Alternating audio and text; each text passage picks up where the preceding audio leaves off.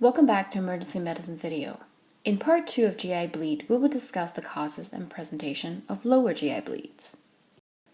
Just to refresh your memory, the dividing line between upper and lower GI bleed is the ligament of Treitz. That sits between the duodenum and the jejunum.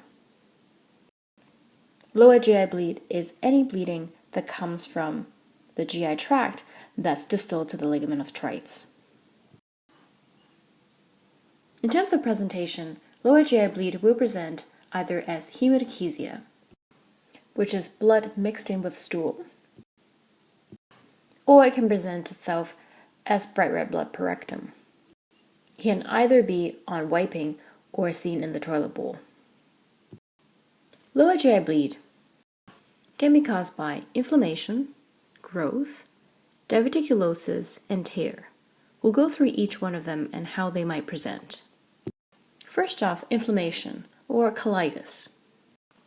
Lower GI bleed associated with colitis tend to present as hematochezia.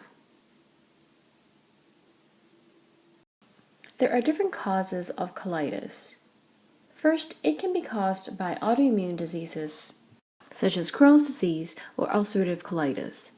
Patients often have repeated bloody bowel movements. They can also be associated with abdominal pain, fever. There are also extraintestinal symptoms of these inflammatory bowel disease that's associated with the skin and the joints. Lower GI bleed caused by colitis can also be from infections. These infections causes invasion of the mucosa. The sloughing of the mucosa causes the bleeding. They can be caused by bacteria such as Yersinia, Shigella, Campylobacter, Salmonella, and E. coli.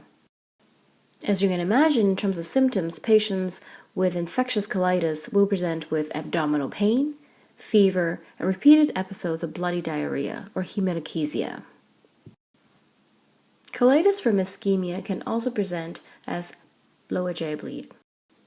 Because of decreased blood supply to parts of the bowel, the mucosa sloughing off causes the lower GI bleed. It can either from narrowing of arterial supply from atherosclerosis or from an embolus from atrial fibrillation. Cutting off the arterial blood supply will cause ischemia to that part of the bowel. Patients with ischemic colitis often have severe abdominal pain and they would look unwell on examination. Growth or tumor in the colon can present with GI bleed. These tend to be in small amount. The next cause of lower GI bleed are from diverticulosis. This is the most often seen cause of lower GI bleeds. Diverticuli are outpoachings of the colon mucosa and the submucosa through weaknesses of the muscle layer in the colon wall. They can do one of two things. They can get inflamed, causing diverticulitis, or they can bleed, leading to lower GI bleeds.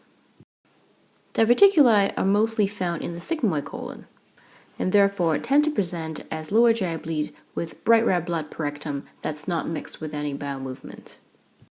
The patient tends to have no pain.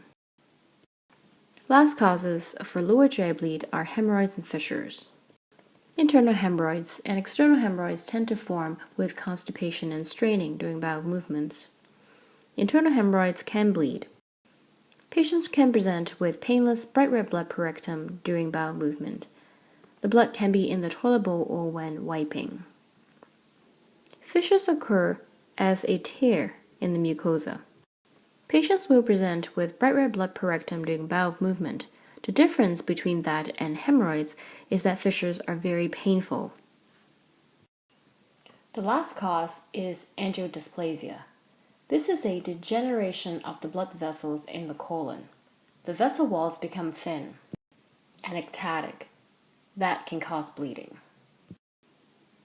In summary, in this segment, we discussed the causes and presentations of lower GI bleed. They can be from colitis, either from inflammation, infection, or ischemia. They can be from growth like a cancer. They can be from diverticulosis or from hemorrhoids and fissures. They can also be from angiodysplasia. Please refer to Part 3 when we talk about the investigation of patients with GI bleed. Thank you for watching.